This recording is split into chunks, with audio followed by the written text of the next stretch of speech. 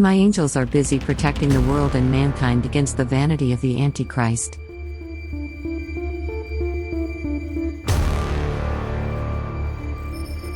For those of you who are awake, you are witnessing a manifestation of an evil spirit that is professing Yahweh's spirit to be dead.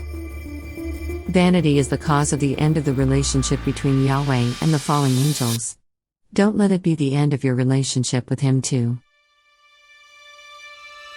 The demonic will tell you that Yahweh sees you as a person of obscure birth, that He has forsaken and forgotten you,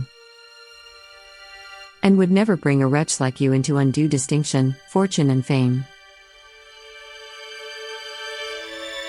They will tell you, what good is anything if you have to earn it, when for 5 minutes of skin time, they can give it to you for free. They will say Yahweh doesn't love you enough to fight for you or even help you out of your mess. They know Yahweh does not beg. Why don't you? They also know that Yahweh does not value a person who won't come to Him freely. Love Him freely, or carry out all of His will freely, be obedient to, so they damage your discernment and jade your free will so that you will not develop the fear of Yahweh. Your discernment will be so weakened that it lets the demonic tell you that there is no God to protect you, that no creator would allow what we do to you, and the things we take away from you to happen.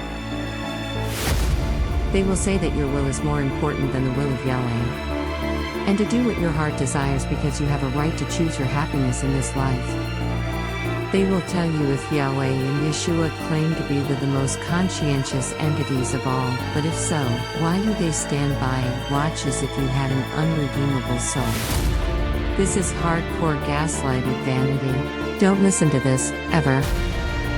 Because the moment you do, Samuel, Lucifer, will boast and mock Yahweh and say, I did ask them to come and dine with me, lay with me and tell me all their secrets. Don't fault me. They came. They knew I was a demon. I heard you and your angels tell them and warn them many times. They saw the red flag on the field. But they thought that was sexy and they indulged with me with reckless abandonment. And that's a problem you can't fix, Yahweh, because you gave them free will to choose the here and now with me or eternity with you. Most of them prefer us because we help them now. We make it easy for them and they become good at aggressing their predators for the love of material things. And they are willing to give up their bodies and souls for our assistance. We make them value the gift, us, over the giver, you. We tell them that Yahweh doesn't grant you the desires of your heart, He only gives you the selfish desires of His heart, and has a lack of concern for the gift that you need to make your life easier. He uses that absence of your every choice and desire to control you and blackmail you into serving a selfish God who will only give you crumbs of success if and only if you carry out all of His designated will. Allow the fear of Yahweh to guide your days, strengthen your relationships and set your course. Yahweh will only bless you when you are following His will.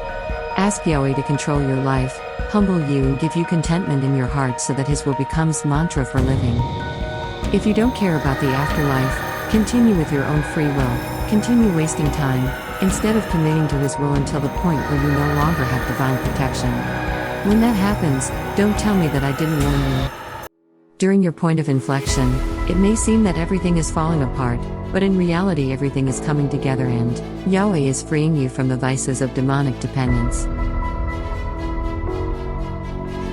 and preparing you to be able to enter heaven off the things He provides, because no one can enter heaven with even one thing the devil gave you. Their version of you is never better than the authentic one Yahweh created you to be.